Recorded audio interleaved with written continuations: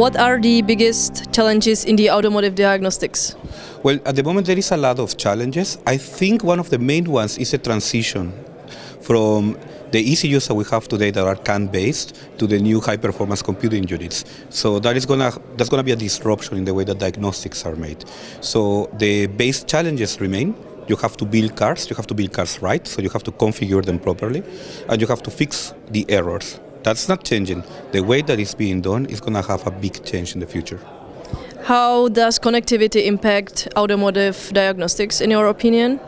Well, it definitely has a great opportunity for the OEMs, because traditionally OEMs do not have that much contact with the users.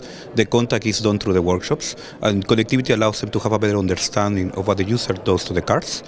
However, that will be a challenge, because the traditional workshop as we know it today, I don't think it's going to disappear, because we still have to repair the cars, but definitely the role is going to change, and it's going to change in a drastic way.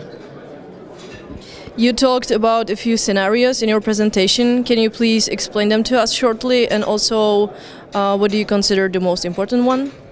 I talked today about 5 scenarios. One scenario was, how does connectivity impact production? How does connectivity impact after sales, the after sales repair process? I talked also about firmware over-the-air update and configuration over-the-air update, and I talked about telemetry, getting the sensor information from the vehicle, and remote control, getting controlling functionality of the vehicle from the cloud or from systems.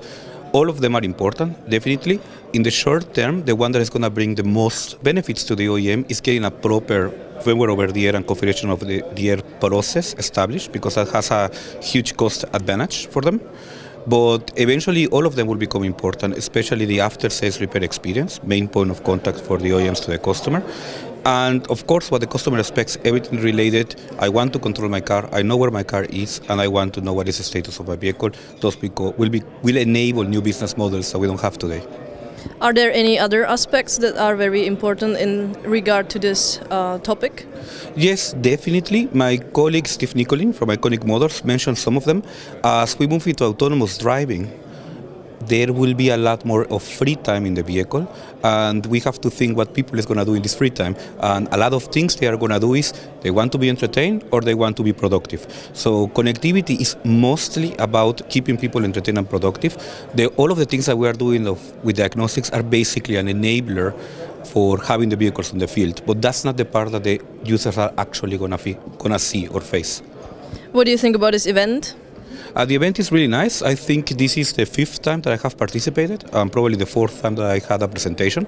I find it really great. I mean, I think I know most of the people here. The diagnostic world is relatively small, so we keep meeting all the time, and I think I'm looking forward for coming next year also.